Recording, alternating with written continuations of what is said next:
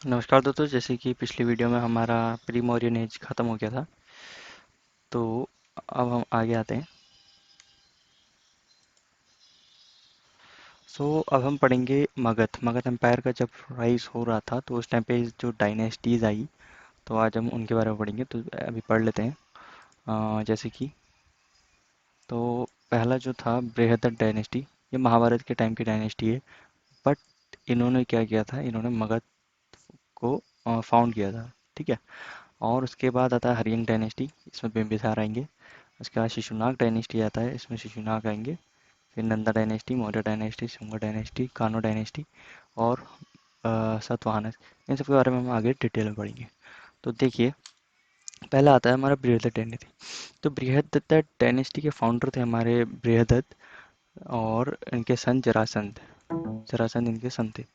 तो क्या हुआ कि महाभारत के टाइम पे अम, ये देखिए, महाभारत के टाइम पे जो जरासंध है, बहुत ही बहादुर माना जाता था। तो इनका जो है, हमारे महाभारत में जो भीम थे, ठीक है, तो भीम के साथ जरासंध का मल्ल युद्ध हुआ था। ठीक है। तो इसमें जरासंध हार गए थे। और कृष्ण भगवान, देखिए कृष्ण की लीला, इनके वजह इन्होंने ही ये मल्ल युद्ध करवाया था। तो ये महाभारत में दिखाया गया है कि बृहदत्त इनका फाउंडर था। और इनकी कैपिटल जो थी मगध की, वो राजगीर थी। तो इस टाइम पे इन्होंने मगध फाउंड किया था, जरासंध और बृहदत्त ने। ठीक है। इनके बारे में ज़्यादा कुछ है नहीं। उसके बाद हम आगे पढ़ते हैं। उसके बाद महाजनपद, आज जैसे मैंने आपको पहले बता दिए थे, ये देखिए, ये सारे महाजनपद बनने शुरू हो गए थे। और जो सबसे इम्पोर्टेंट था मगध, जो सबसे ज़्यादा राइज करने वाला था। तो राइज करने में सबसे बड़ा हाथ था हरियंग डायनेस्टी का, जो मगध को जिसने इतने एरिया में फैलाया। ठीक है। तो हरियंग डायनेस्टी पढ़ते हैं हम। तो हरियंग डायनेस्टी में हम चार रूलर के बारे में पढ़ेंगे: बिम्बिसार, अजातशत्रु, उदयन और नागदशक। तो जैसे बिम्बिसार है, बिम्बिसार जो थे फाउंडर थे हमारे फाउंडर थे हरियंग डायनेस्टी के। और इन्होंने मगध को एक्सपेंड करना शुरू कर दिया, यानी कि कब्जा करना शुरू कर दिया भारतवर्ष में। तो बिम्बिसार जो है 15 साल की एज में किंग बने, और इन्होंने मगध को एक्सपेंड करना शुरू कर दिया। फिर ये उसी टाइम पे ये बुद्धा और महावीरा से मिले, गौतम बुद्ध और महावीरा से। और उसी टाइम पे जैनिज्म और बुद्धिज्म भी इनके एरिया में राइज कर रहा था बहुत, पूरे भारतवर्ष में। और जो था, ये लोग, ये बिम्बिसार कब्जा कैसे करता था, ये जो है, जहाँ से ये हार जाता था या जहाँ ऐसे लगता था ये कठिन है, तो वहाँ ये अपने रिश्ते भेजा करता था शादी के। ठीक है। तो वहाँ शादी करके अलायंस बना लिया करता था, और वो ससुराल आ जाता तो वैसे ही वो इसके अंडर आ जाते थे। उसके बाद ये शादी करते करते 54-60 की उम्र में चले गया, मगर ये शादी ही करने में था। तो हमारे अजात शत्रु जी थे, इनकी गर्लफ्रेंड ने बोला कि भैया, अ, तुम तो ऐसे ही रह गए, तुम तो इतने बूढ़े हो गए, फिर मैं किसी शादी कर लूंगी, पता चला तुम्हारे पापा का ही रिश्ता मिलने आ रहा है। तो अजात शत्रु क्या करता है, अपने पापा को ही मार देता है और गद्दी पर बैठ जाता है। ठीक है। और बिम्बिसार के टाइम पे भी राजगिरा था कैपिटल, हरिंग डायनेस्टी की। और इसने जो है अलायंस तो बनाया मैट्रिमोनियल, और इसमें जो है एक अ, अवंती था। दिखाता हूँ आपको अवंती। अवंती ये रहा। तो अवंती में के जो राजा थे, ये एक बार बीमार पड़ गए थे। तो इन्होंने क्या किया, बिम्बिसार ने अपना राजवैद्य अवंती भेजा, और इनको ये राजा को सही करने के लिए बोला। तो फिर क्या हुआ, राजा जो थे वो अपनी बीमारी से सही हो गए। फिर अवंती ने मगध की अधीनता स्वीकार कर ली। ठीक है। एक ये इम्पोर्टेंट पॉइंट था। और उस जो जो जिस डॉक्टर को, जिस फिजिशियन को भेजा था, उसका नाम जिवाका था। और जिस राजा के लिए भेजा था, अवंती के राजा प्रदूत्य। ठीक है। उसके बाद ये इसकी 3 वाइफ थी बिम्बिसार की: कौशला देवी, जेलाना और खीमा। और वो अपने बेटे अजातशत्रु के द्वारा मारा गया। उसके बाद जो अजातशत्रु आते हैं, उन्होंने 3 जगह पे वॉर किया: काशी, वज्जी और अवंती में। तो अपने पापा की ही तरह इसने भी अपना मगध एम्पायर बढ़ाने के लिए क्या किया, इसने भी शादियां करना शुरू करी जगह जगह इलाकों में जाके, और अपना एरिया बढ़ाते गया शादी करके। देखिए, और उसके बाद जो था, इन्होंने युद्ध किया वज्जी, अवंती और काशी में। और अवंती में इन्होंने जो है, अवंती में इन्होंने राज गिरा, और वहाँ पे एक वाटर फोर्ट भी बनाया इन्होंने, जलाद्यूर जला जलादुरिया करके वाटर फोर्ट बनाया है। तो जो कि गंगा नदी के किनारे है, ठीक है। और कैपिटल इनकी राजगीरा थी। इस टाइम पे क्या हुआ, अजातशत्रु के टाइम पे गौतम बुद्ध भी डाइड हो गए थे। ये रहे गौतम बुद्ध, इनकी मृत्यु हो गई थी उस टाइम पे। और जो था, अजातशत्रु के दो डिप्लोमेटिक मिनिस्टर्स थे, एक टाइप से जासूस कह सकते हो, सुनिधा और वत्सकर, ठीक है। सुनिधा और सुनिधा और कौन थे, वत्सकार।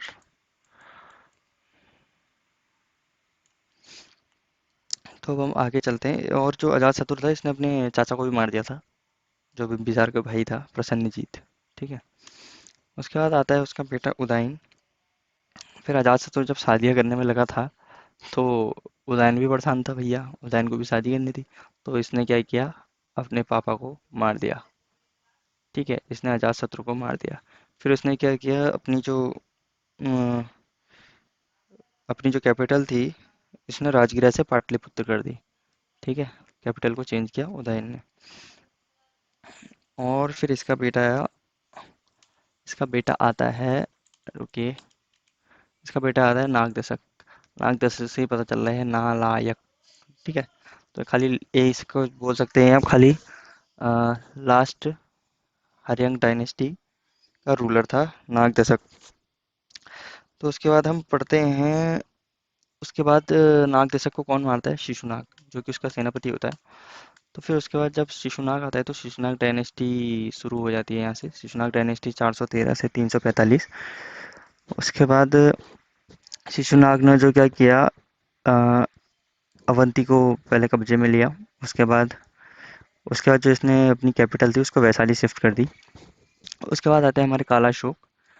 ये जो थे, इनके टाइम पे बुद्धिस्ट का सेकंड मीटिंग हुई थी। बुद्धिस्ट का सेकंड जो सम्मेलन होता है बुद्धिज्म का, तो वो इनके टाइम पे हुई थी, काला अशोक के टाइम पे सेकंड, ठीक है। और फर्स्ट किसके टाइम पे हुई थी, तो फर्स्ट जो हुई थी बुद्ध सम्मेलन, वो आपका बिंबिसार के टाइम पे हुई थी। उसके बाद जो है, इसने काला अशोक ने भी अपनी कैपिटल चेंज करके फिर पाटलिपुत्र कर दी, फिर से पाटलिपुत्र हो गई। शिशुनाग ने कहाँ करी, वैशाली। काला अशोक ने कहाँ करी, पाटलिपुत्र। और शिशुनाग से पहले उदयन ने कहाँ करी, पाटलिपुत्र, ठीक है। उसके बाद काला अशोक के 10 सन थे, 10 लड़के थे, जिसमें से महानंदिन था एक। तो वो डायनेस्टी का लास्ट रूलर था। तो ये भी मतलब ज़्यादा खास राजा नहीं था, ये भी नालायक ही था एक टाइप से। महानंदिन मतलब महा आलसी था ये। तो इसने अपने सारी पावर किसको दे दी, एक अपने जो सेनापति था उसको दे दी। और वो सेनापति कौन था, शूद्र था, शूद्र का लड़का था। तो उसने क्या किया, इस महानंदिन को मार दिया, और अपनी नंदा डायनेस्टी ने स्टैब्लिश करी। और वो इंसान था महापद्मनंद। महापद्मनंद 345 बीसी से 329 बीसी में आया। और जो है, इसको क्षत्रियों का नाशक भी कहा जाता है। इसने पूरे भारतवर्ष में क्षत्रियों का नाश कर दिया था। क्षत्रियों को मारना चाहता था, सबका तो नहीं किया।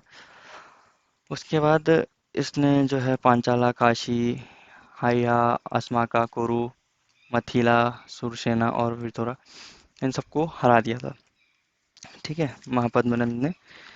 और जो है, इन्होंने इनको हम फर्स्ट एम्पायर बिल्डर भी कहते हैं, जो नंदा डायनेस्टी के फर्स्ट एम्पायर थे। और जो है, इन्होंने जो था कलिंग, कलिंग को भी इन्होंने कब्जे में ले लिया था। उसके बाद इनका बेटा आता है महाधूर्त धनानंद, जो कि भोग विलास में लीन रहता है, दारूबाज एक नंबर का और अय्यास आदमी। तो 329 से 321 बीसी तक धनानंद रहा। वह लिखा है देखिए, unpopular king because of financial extortion. क्योंकि इसे अय्यास आदमी था तो पैसा वगैरह से कोई मतलब नहीं था, इकोनॉमी पूरी गिर गई थी इस टाइम पे, और ये बस अय्यासी ही करते रहता था। तो इसके बाद आर्मी बड़ी थी, और इन्फेंट्री थी, 20 कैवलरी थी, वॉर चैरियट, मतलब काफ़ी अच्छी सेना थी इसके पास। एलिफेंट्स भी थे, क्योंकि ये अ, लगभग उड़ीसा साइड में रहता है, तो वहाँ पे काफ़ी जंगल में एलिफेंट मिल जाते हैं। और उसी टाइम पे क्या हुआ था, अलेक्जेंडर भी आया था। अब देखिए स्टोरी देखते हैं क्या हुआ। स्टोरी ये हुई कि देखिए,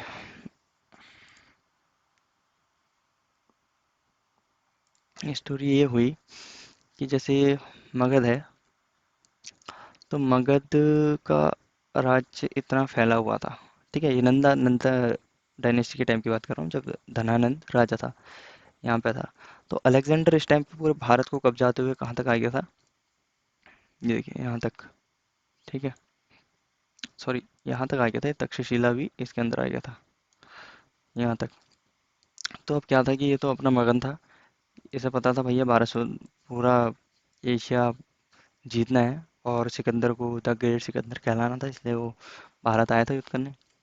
तो जैसे ही ये यहाँ पहुँचा, तो हमारे तक्षशिला से हमारे गुरुजी, हमारे आचार्य चाणक्य जी, वो पहुँचते हैं राजा के पास, धनानंद के पास, और बोलते हैं, चचा जान, अलेक्जेंडर भैया आ गए हैं आपको मारने, तो जल्दी से सेना लगा दीजिए टाइम से, और उनको तैयार कीजिए। मगर वो भैया दारूबाज आदमी, नंदा धनानंद दारूबाज आदमी, उसने पंडित की सुनी नहीं, चाणक्य आचार्य चाणक्य की सुनी नहीं।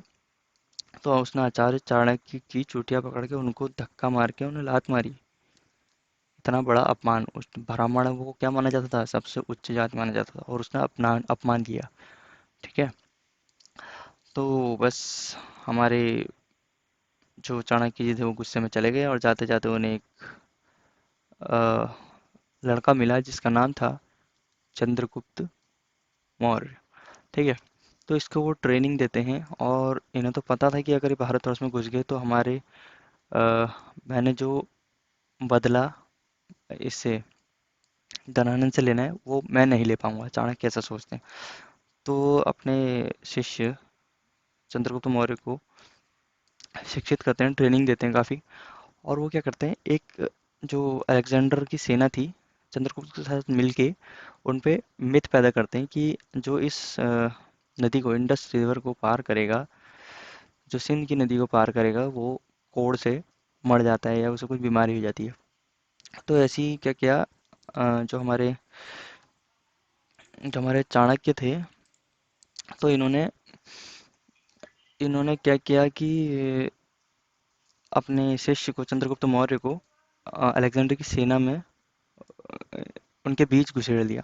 ठीक है, और वो चंद्रगुप्त ने क्या किया, फिर धीरे धीरे सेना को सुनाते गए ये कहानी कि इंडस नदी पार, सिंधु नदी पार करके जो भी जाएगा वो उसकी मौत हो जाती है, और जो भी इसके पास रहता है उसकी मौत हो जाती है। तो ऐसे करते करते एक काफ़ी मिथ फैल गई थी अलेक्जेंडर की सेना के अंदर, और उन्हें डर लगने लग गया था।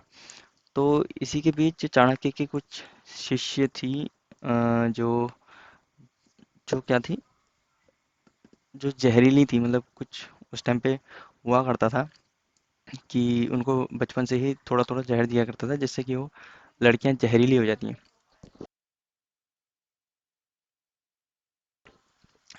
तो उनकी मदद से यहाँ पे सैनिकों को धीरे धीरे लपेट लिया गया, और क्या था, धीरे धीरे सैनिक मरने लगे।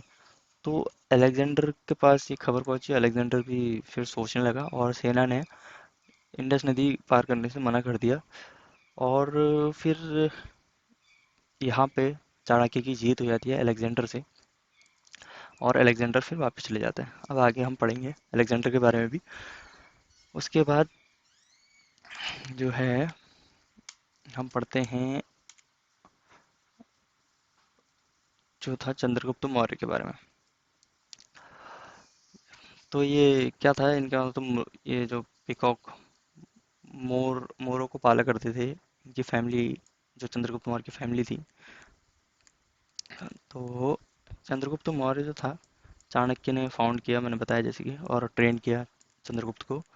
उसके बाद एक कमांडर बना, मतलब जो तक्षशिला था वहाँ पे कमांडर बना, अ, जो और भी बच्चे थे उनका।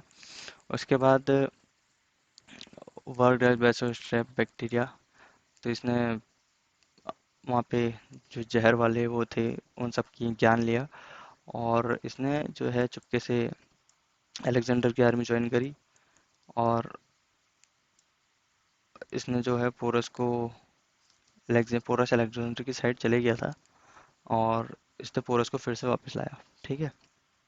उसके बाद फिर United tribes and aligned with Kings प्रवर्तक, तो इसने वहाँ के जो लोकल राजा थे, जो किंग प्रवर्तक थे, उनको भी अपने साथ मिलाया।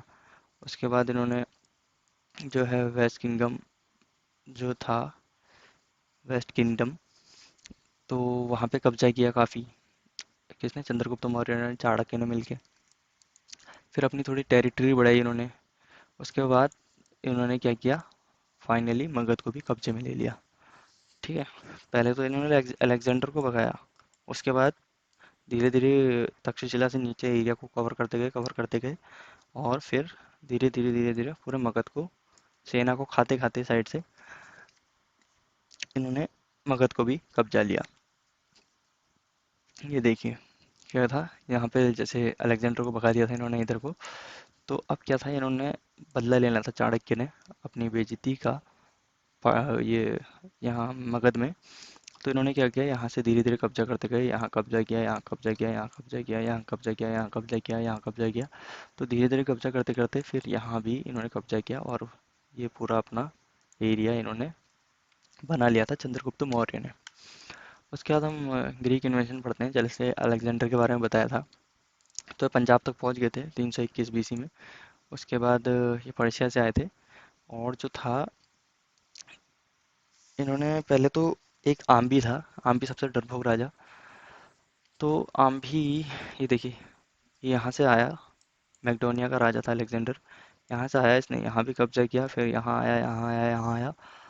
द ग्रेट अलेक्जेंडर कहलाने के चक्कर से भारत तक पहुँच गया, ये भारत की सीमा है। ठीक है। हाइपसिस, ये इंडस रिवर, यहाँ तक आ गया था, फिर यहाँ आना चाह रहा था ये हमारे भारत के अंदर। तो वो फिर क्या हुआ, जो आम्बी था, आम्बी राजा के पास आया, आम्बी राजा यहाँ पे था। तो आम्बी तो बड़ा, मतलब एक नंबर का डरपोक राजा, इसने पहले ही अधीनता स्वीकार कर ली। फिर अलेक्जेंडर ने आम्बी के साथ मिलकर एक और बहुत ही खतरनाक राजा था यहाँ पे, पोरस। तो पोरस को जो है आम्बी के साथ मिलकर लड़ने गया, और अलेक्जेंडर ने हरा तो दिया पोरस को। और अलेक्जेंडर ने बोला, पोरस तू बात मान ले भाई, मेरी अधीनता स्वीकार कर ले। मगर पोरस ने बोला, तुम मेरा गर्दन काट दो मगर मैं अधीनता स्वीकार नहीं करूंगा। तो उसकी बहादुरी देख के अलेक्जेंडर ने उसे उसका राज्य वापस लौटा दिया, और अलेक्जेंडर की जो बीबी थी, उसने, जो पोरस है, उसको अपना भाई बना दिया। तो भाई बनने के चक्कर से पोरस को उसके अंडर आना पड़ा। ठीक। उसके बाद जो था, पोरस से तो लड़ लिया, अब मगध की बारी थी, मगर मगध को हमारे चंद्रगुप्त मौर्य और चाणक्य ने बचा लिया। अब जो है, अब क्या था फिर, जो पोरस के साथ लड़ाई हुई थी, उस बैटल का नाम था बैटल ऑफ हाइडेस्पास। ठीक। जो कि 328 बीसी में लड़ा गया था, और जो आम्बी था वो तक्षशिला का राजा था। ठीक हो गया। उसके बाद देखिए, बैटल ऑफ हाइडेस्पास ऐसे युद्ध हुआ था। उसके बाद उसी टाइम पे जैनिज्म का भी, जैनिज्म और बुद्धिज्म का राइज हुआ था। तो हम जैनिज्म के बारे में पढ़ते हैं थोड़ा। तो जैनिज्म में क्या था, 24 तीर्थकाराज थे, 24 गुरुज थे। पहले थे हमारे ऋषभदेव, इन्हें जैनिज्म का फाउंडर कहा जाता है। और लास्ट थे हमारे महावीरा। ठीक है। महावीरा जो थे 540 बीसी में कुंडल ग्राम, वैशाली, बिहार में इनका जन्म हुआ। इनके पापा थे सिद्धार्थ, मदर थी त्रिशला, वाइफ थी यशोदा, और डॉटर थी प्रियदर्शना। ये 30 की एज में इन्होंने धर्म अपनाया, और जो इनका सिंबल था लायन, और जो इनकी नॉलेज थी वो 42 की एज में ली इन्होंने, जम्बी जम्बिका ग्रामा के नदी के किनारे। नदी का नाम था दिजुपल्ली का, ठीक है। तो ये फर्स्ट सरमन थे, फर्स्ट गुरु थे जिन्होंने 11 डिसिपल्स के बारे में बताया, 11 नियमों के बारे में बताया, जो कि गांधाराज नाम से जाने जाते हैं। इनकी डेथ जो हुई थी वो 72 साल में हुई थी, 468 में। तो इन्होंने पहले तो 3 ज्वेल बताए, ठीक। इन्होंने चाहे 3 रत्नास बताए, राइट फेथ, राइट नॉलेज और राइट एक्शन। यानी कि राइट फेथ यानी कि विश्वास, राइट नॉलेज यानी कि जनन, और राइट एक्शन यानी कि कर्म, अच्छे कर्म, ठीक। और जो 5 नॉलेज थी, इनके 5 टाइप ऑफ नॉलेज थी, वो थी मति जनना, श्रुति जनना, अवधि जनना, महान प्रया जनना और केवल जनना। उसके बाद इनके 5 वोव्स थे, ठीक है। इनके जो है कार्डिनल्स थे, इनके प्रिंसिपल जो थे वो थे हमारे अहिष्मा, सत्य, असत्य, अपरिग्रह और ब्रह्मचर्य। इनके उसमें 2 सेक्शंस हुआ करते थे जैनिज्म में, श्वेतांबरास और दिगंबरास। श्वेतांबरास वो होते थे जो सफ़ेद धोती पहन के गुरु होते थे और इधर उधर जाते थे, और दिगंबरास वो होते थे जैसे कि आपने कुंभ मेले में देखे होंगे, साधु बाबा लोगों को निर्वस्त्र जो होते हैं उन्हें दिगंबरास कहते हैं। उसके बाद ऐसे हमारे आते हैं बुद्धिज्म। तो एक काम करते हैं, वीडियो ज़्यादा लंबी हो जाएगी, तो बुद्धिज्म के बारे में हम पढ़ेंगे कल। तो अभी के लिए थैंक यू सो मच और धन्यवाद। जय हिंद, जय भारत।